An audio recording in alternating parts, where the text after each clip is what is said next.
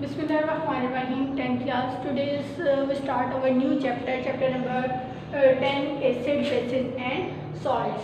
First of all, we will discuss the introduction of acids, and then we will discuss the Arrhenius concept and Bronsted-Lowry concept. And after that, the last scientist, this is Lowry-Bronsted concept. ठीक है, आज हमारा जो topic है वो हमने acid का introduction जो है वो सबसे पहले इसको डिस्कस करते हैं। टोटल हम लोगों ने 9th क्लास में हम लोगों ने चैप्टर नंबर 3 है, उसमें हमने पीरियोडिक टेबल को डिस्कस किया था। उसमें हमारे पास पीरियोडिक टेबल में टोटल 118 एलिमेंट्स हैं। ठीक है, जो 118 एलिमेंट्स हैं, ठीक है, वो हमारे डिफरेंट साइंटिस्ट ने जो है वो डिस्कवर किए। कुछ बाय नेचर थे, जैसे अल्कलाइन अर्थ मेटल्स, कुछ अल्कली मेटल्स जो हैं वो उसमें प्रेजेंट हैं हमारे पीरियोडिक टेबल में। ठीक है, उसमें डिफरेंट कंपाउंड्स आ जाते हैं, मॉलिक्यूल्स आ जाते हैं। वो जब रिलेशनशिप आपस में होता है एलिमेंट्स का, तो वो डिफरेंट कंपाउंड्स बनाते हैं, मॉलिक्यूल्स बनाते हैं और आयंस बनाते हैं। ठीक है, अब कंपाउंड जो है वो दो तरह के हो सकते हैं, या तो ऑर्गेनिक भी हो सकते हैं या इनऑर्गेनिक भी हो सकते हैं। अब ऑर्गेनिक जो है उसमें हम लोग only carbon and hydrogen elements जो है वो उनको स्टडी किया जाता है, जबकि इनऑर्गेनिक वो होते हैं जिनमें एक्सेप्ट कार्बन एंड हाइड्रोजन जो है वो स्टडी किए जाते हैं। इसके अलावा सबसे पहले इंट्रोडक्शन में हमारे पास डिफरेंट साइंटिस्ट जो हैं वो आए थे हमारे पास। उन्होंने अपनी डिफरेंट थेरीज दी। किसी का कहना था कि जो एसिड्स हैं उनमें ऑक्सीजन प्रेजेंट होता है, किसी का कहना था कि हाइड्रोजन प्रेजेंट होता है। लिहाजा सबसे पहले जो हमारे पास साइंटिस्ट आए थे वो थे Jabir bin Hayyan. Jabir bin Hayyan was the first Muslim scientist and that are also called father of chemistry. उनको फादर ऑफ केमिस्ट्री भी कहा जाता है। उन्होंने 3 जो एसिड्स थे वो डिस्कवर किए थे। Number 1 HCl hydrochloric acid, HNO3 nitric acid and H2SO4 sulphuric acid जिसे जो है वो कहा जाता है। इसके बाद हमारे पास एक साइंटिस्ट आए थे लिवॉइजर 1887 में। उन्होंने कहा कि हमारे पास जितने भी बाइनरी कंपाउंड्स ऑफ ऑक्सीजन है, बाइनरी का मतलब होता है रिलेशनशिप, यानी ऑक्सीजन किसी भी एलिमेंट के साथ जब रिएक्ट करेगा तो कोई एक कंपाउंड जो है वो बनाएगा। उसको कहना था कि वो जो है वो एसिड है। Like carbon dioxide, according to Lavoisier क्या था, कार्बन डाइऑक्साइड को कहता था कि एसिड है, उसमें ऑक्सीजन का होना लाजमी है कि ऑक्सीजन किसी के साथ बॉन्ड बना रहा है तो इसका मतलब है कि वो क्या है, एसिड है। फिर सर हेम्फ्रे डेवी जो थे वो आए हमारे पास। आफ्टर डेट लिवॉइजर, उन्होंने लिवॉइजर के कॉन्सेप्ट को जो है वो स्किप किया। उन्होंने कहा कि अकॉर्डिंग टू दिस ऑक्सीजन का होना कंपलसरी नहीं है। उन्होंने कहा कि हाइड्रोजन का होना जो है वो कंपलसरी है हमारे पास। ठीक है, जो सर हेम्फ्रे डेवी थे वो भी जाबिर बिन हयान की बात से मुत्फिक थे। इनका यही कहना था कि हाइड्रोजन का जो है वो होना कंपलसरी है एसिड्स में। ठीक है, इसके बाद हमारे पास आर्हेनियस जो है वो आए थे। आर्हेनियस जो है वो सर हेम्फ्रे डेवी के ही कॉन्सेप्ट को लेते हुए आगे चले थे। इतनी देर हम लोग आर्हेनियस का कॉन्सेप्ट डिस्कस करते हैं, उससे पहले हमें पता होना चाहिए कि what are acids and what are base. ठीक है, अब एसिड जो है लैटिन वर्ड है, एसिडस जो है उससे निकला है, मीन्स सॉर टेस्ट। अब फर्स्ट एसिड जो हमारे पास आया था वो कौन सा था, एसिटिक एसिड। एसिटिक एसिड का फॉर्मूला जो होता है वो होता है CH3COOH। ठीक है, ये हमारे पास फर्स्ट एसिड जो था वो डिस्कवर हुआ था। अब इसी तरह से हमारे पास एसिड जो है, एसिटिक एसिड को हम लोग विनेगर जो है वो भी कहते हैं। ठीक है, फर्स्ट नॉट जो मैंने डिस्कवर किया था एसिड वो कौन सा था, एसिटिक एसिड। ठीक है, इसके अलावा हमारे पास एसिड जो है हमने बात की थी कि हाइड्रोक्लोरिक एसिड हमारे पास जो है वो एक एसिड है जो कि हमारे एसिड में हमारे स्टमक में प्रेजेंट होता है हमारे स्टमक में। अब उसका हाइड्रोक्लोरिक एसिड का क्या फंक्शन है हमारी बॉडी के अंदर प्रेजेंट होने का, वो हमारी बॉडी को क्या करता है, हमारी फूड को डाइजेस्ट करता है। वो डाइजेस्ट करता है हमारी बॉडी के स्टमक के अंदर जितने भी हम फूड जो है वो लेते हैं उसको डाइजेस्ट करता है HCl। ठीक है, हमारे स्टमक के अंदर बहुत ज़्यादा एक्सेस अमाउंट में भी जो है वो अगर हो जाए तो वो फिर एसिडिटी जो है वो कॉज करता है। जब वो एसिडिटी कॉज करते हैं तो फिर हम एक अल्कलाइन मेडिसिन जो है वो सोडियम हाइड्रोक्साइड जो है वो यूज़ करते हैं। ठीक है, वो हमारे एसिड हमारी बॉडी के अंदर स्टमक के अंदर जाके उसके साथ रिएक्ट करती है वो अल्कलाइन मेडिसिन और एसिडिटी को क्या कर देती है, कम कर देती है। उसके बाद हमारे पास आती है बेस। बेस मेटेलिक ऑक्साइड होते हैं। अब मेटल्स आपके पास कहाँ से हैं, आप लोगों ने पीरियोडिक टेबल देखा हुआ है, ग्रुप 1 एंड ग्रुप 2 में जितने भी हैं एलिमेंट्स वो क्या हैं, मेटल्स हैं। और ऑक्सीजन जो है ऑक्साइड, ऑक्सीजन के साथ जब वो मिलेंगे तो तब वो मेटेलिक ऑक्साइड जो है वो बना देंगे। हमारे पास मैग्नीशियम क्या है, ये मेटल है, और ये ऑक्सीजन क्या है, मेटेलिक ऑक्साइड। तो मीन्स ये मैग्नीशियम ऑक्साइड ये क्या बन गया आपके पास, मेटेलिक ऑक्साइड। इसके बाद हमारे पास concepts of acid and base है। कुछ हमारे पास पॉइंट्स हैं जो कि 2 मार्क्स के भी आपसे शॉर्ट क्वेश्चन में पूछे जा सकते हैं। नंबर 1, एसिड है सोर टेस्ट, कि एसिड का जो टेस्ट होता है वो खट्टा होता है, लाइक विनेगर, सिरका आप लोग यूज़ करते हैं। इसके अलावा आप लोग सिट्रिक एसिड लेमन में प्रेजेंट होता है, ठीक है, वो क्या है हमारे पास एसिड्स हैं। जबकि बेस क्या है, ये हमारे पास बिटर टेस्ट होते हैं, ठीक है, और स्लिपरी होते हैं, जिसे आप टच करें जैसे सॉप वगैरह जो है वो बहुत ज़्यादा स्लिपरी होती हैं, वो क्या है, बेस है। अब एसिड्स जो आपके पास लिटमस पेपर आप लोग हम लोग जब प्रैक्टिकल करेंगे उसमें देखेंगे, आप लोगों को एक लिटमस पेपर दिया जाएगा ब्लू कलर का। अगर आप उसको एसिड के अंदर डिप करेंगे तो वो रेड कलर शो कर देगा, इट मीन्स वो क्या है, एसिड है। इसी तरह बेस, अगर आपको रेड लिटमस दिया जाए और आप उसको बेस में डिप करें, ब्लू कलर शो कर दे तो it means that are called base. अब एसिड्स जो है they are corrosive, concentrated form में क्या होते हैं, दे आर क्रूसिव, और जो बेस होते हैं दे आर नॉन क्रूसिव, ठीक है। इसके अलावा हमारे पास जितने भी एसिड्स हैं वो एक्वस सॉल्यूशन में हमें क्या करते हैं, इलेक्ट्रिसिटी कंडक्ट करते हैं, और जो हमारे पास बेस है वो क्या है, एक्वस सॉल्यूशन में वो भी इलेक्ट्रिसिटी जो है वो कंडक्ट करते हैं। ये हमारे पास बेसिकली एसिड और बेस का कॉन्सेप्ट था। अब तक हमने इसका इंट्रोडक्शन जो है वो डिस्कस किया। अब हमारे पास जो एक बेसिक टॉपिक स्टार्ट होता है वो है आर्हेनियस कॉन्सेप्ट, ठीक है। अब हमारे पास जो टॉपिक है वो है आर्हेनियस कॉन्सेप्ट, ठीक है। इंट्रोडक्शन के बाद हमारा आर्हेनियस कॉन्सेप्ट जो है वो आ जाता है। आर्हेनियस जो था वो एक साइंटिस्ट था, उसने 1887 में हमें एक कॉन्सेप्ट दिया। According to this Arrhenius concept जो एसिड हैं a substance which dissociate in aqueous solution to give hydrogen ion.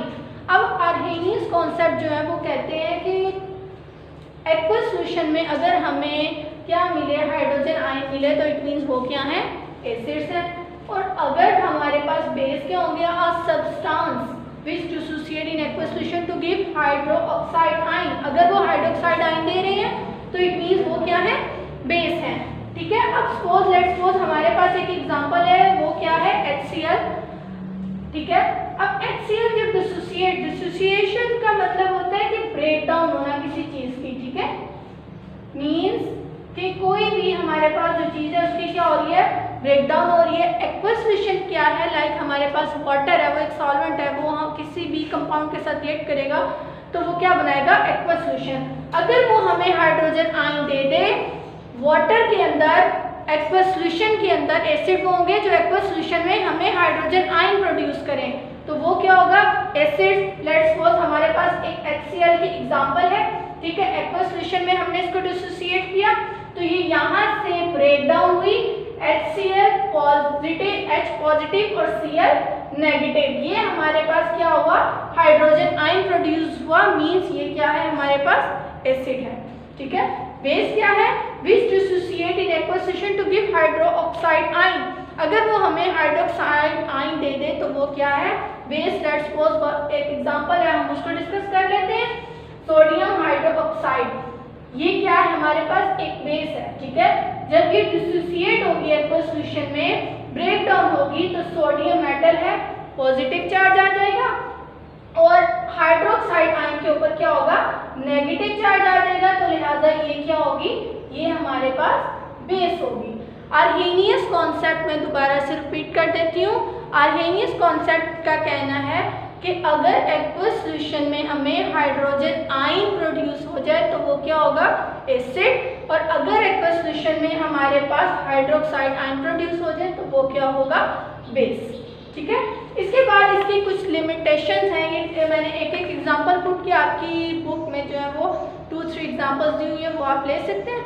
इसके अलावा आर्हेनियस कॉन्सेप्ट की हमारे पास लिमिटेशंस हैं 2, वो लिमिटेशंस क्या कहता है। Number 1 limitation, the concept is applicable only aqueous solution, कि हम आर्हेनियस का जो कॉन्सेप्ट है वो सिर्फ एक्वस सॉल्यूशन में ही एप्लीकेबल है, नॉन एक्वस सॉल्यूशन में एप्लीकेबल नहीं है।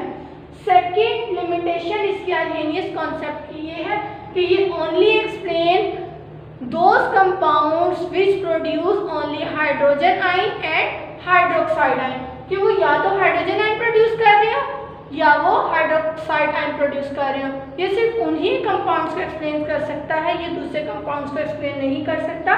लाइक कार्बन डाइऑक्साइड है हमारे पास एसिड है, लेकिन वो हमें हाइड्रोजन आयन प्रोड्यूस नहीं कर रहा है। इसी तरह अमोनिया है, वो बेस है, वो हमें हाइड्रोक्साइड आयन जो है वो प्रोड्यूस नहीं कर रही। ठीक है, ये हमारी दो लिमिटेशन थी। आर्हेनियस कॉन्सेप्ट में डेफिनेशंस पूछी जा सकती हैं, लॉन्ग क्वेश्चन आपके पास आ सकता है, और 2 मार्क्स की लिमिटेशन बहुत ज़्यादा इंपॉर्टेंट होती हैं, जो बहुत ज़्यादा पेपर में पूछी जा सकती हैं।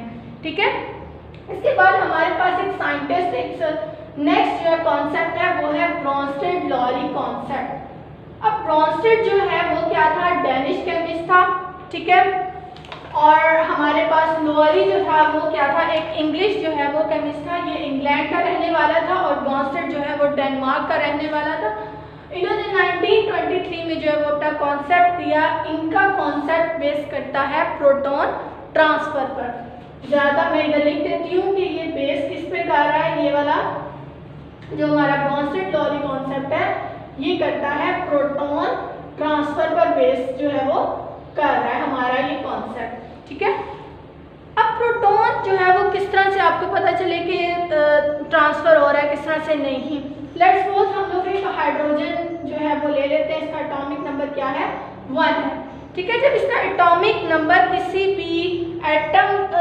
भी एटम के न्यूक्लियस में जो नंबर ऑफ प्रोटॉन्स होते हैं वही उसके नंबर ऑफ इलेक्ट्रॉन्स जो है वो होते हैं।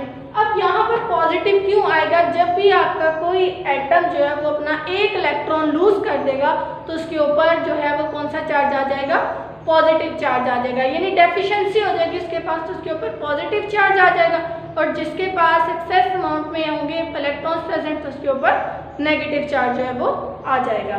ठीक है, अब यहाँ पर हम लोग डिस्कस कर लेते हैं ब्रॉन्स्टेड-लॉरी कॉन्सेप्ट की एसिड्स को और बेस को।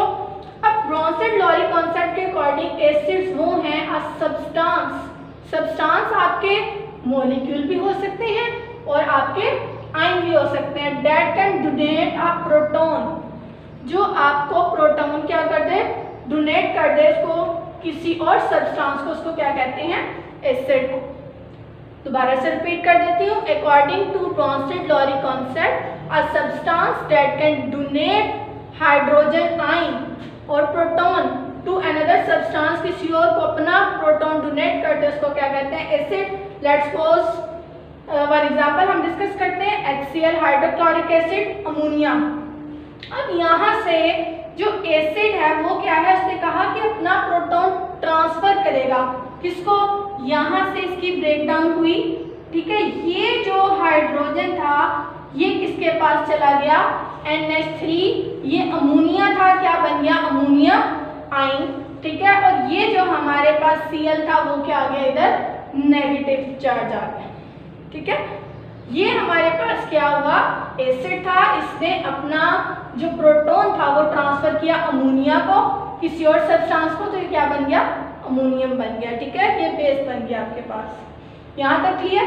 इसी तरह आपके पास जो है वो बेस है वो क्या करता है, a substance that can accept a proton, कि वो प्रोटॉन को बेस जो है वो एक्सेप्ट करती है। ठीक है, टू अनदर सब्सटेंस, एसिड ने क्या किया था, डोनेट किया, और ये जो बेस है आपके पास अमोनिया, इसने ये वाला प्रोटॉन एक्सेप्ट किया, तो वो क्या बन गई, ब्रॉन्स्टेड-लॉरी बेस। ठीक है, ये थी हमारे पास एग्जांपल। इसी तरह से आपकी बुक में हाइड्रोक्लोरिक एसिड और वाटर की एग्जांपल डिस्कस की हुई है, वो भी आप लोग देख सकते हैं। इसके बाद हमारे पास एक टर्म जो है वो यूज हो रही है, बेसिकली ये सारा रिएक्शन क्या है, रिवर्सिबल रिएक्शन। रिवर्सिबल रिएक्शन को हमने चैप्टर नंबर 1 में जो है वो डिस्कस अच्छे अंदाज में किया था कि रिएक्शन एक तरफ फॉरवर्ड हो रहा होता है और दूसरी तरफ वो क्या हो रहा होता है, रिवर्स हो रहा होता है।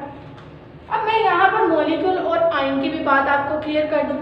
मॉलिक्यूल ये है, ये आपका HCl भी एक मॉलिक्यूल है, वाटर H2O भी आपका एक जो है वो मॉलिक्यूल है, अमोनिया भी।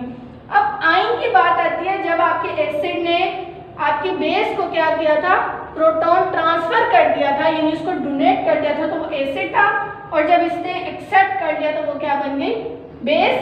ठीक है, ये चार जो आपके पास आ गए ये क्या है, आपके आयंस हैं। ठीक है, अब यहाँ पर टर्म यूज हो रही है conjugate acid and conjugate base. Conjugate का मतलब होता है कि join together, join together as a pair, यानी पेयर की फॉर्म में इकट्ठे हो जाना हमको कहते हैं कॉन्जुगेट। अब कॉन्जुगेट एसिड क्या है, a species formed by accepting a proton by a base, कि किसी बेस से आपने प्रोटॉन को एक्सेप्ट करना क्या है, कॉन्जुगेट एसिड। अब लेट्स सपोज हमारे पास अमोनिया है, ये आपके पास बेस है और ये आपके पास क्या है, एक एसिड है। ठीक है, अब ये जो उसने कहा है ये बेस है, ये अपना प्रोटॉन जो है एक्सेप्ट करेगी बाया base. A species formed by accepting a proton by a base। अब ये जो हमारे पास क्लोरीन आयन है ये हमारे पास बेस के तौर पर काम कर रही है और अमोनियम जो है वो हमारे पास एज एन एसिड काम कर रही है। अब ये जो क्लोरीन है इसने यहाँ से H पॉजिटिव आयन क्या करना है, एक्सेप्ट करना है, तो वो क्या बन जाएगा, कॉन्जुगेट एसिड। और जब इसने क्या करना है, डोनेट कर देना है, तो ये क्या बन जाएगी, कॉन्जुगेट बेस। तो ये NH3 पॉजिटिव, NH3 जो है वो आपके पास आ जाएगी। लेट्स सपोज अगर हम लोग एक और एग्जांपल जो है वो ले लेते हैं, यहाँ पर मैं इधर एक एग्जांपल जो है वो, इधर स्पेस नहीं है, यहाँ पर देख लेते हैं हम लोग। एग्जांपल हमारे पास एसिड है। अब एसिड क्या है, एसिटिक एसिड है, COOH प्लस वाटर के साथ जो है वो हम लोग ले लेते हैं। ये क्या है, हमारे पास एसिड है और ये क्या है, हमारे पास बेस है। रिवर्सिबल रिएक्शन हो रहा है। ठीक है, अब कॉन्जुगेट एसिड ये क्या होगा, ये एसिड है, ये अपना प्रोटॉन जो है वो एक्सेप्ट करेगा बेस से, तो क्या होगा, CH3COO नेगेटिव। और ये बेस क्या होगी, आपके पास बेस कहते हैं कि donating a proton by an acid, H3O positive hydronium ion.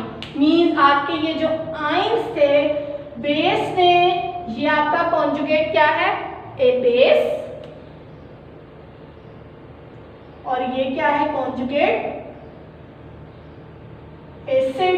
Acid क्या काम कर रहा है कि आपका प्रोटॉन एक्सेप्ट कर रहा है बेस से, ये एक्सेप्ट कर रहा है। ये जो बेस है आपकी, यहाँ पर आयंस की अगर हम लोग बात कर रहे हैं तो यहाँ से ये प्रोटॉन एक्सेप्ट कर रहा है, तो ये क्या बन गया, कॉन्जुगेट एसिड। और अगर ये इसको डोनेट कर रहा है इसको, तो ये क्या बन गया कॉन्जुगेट बेस।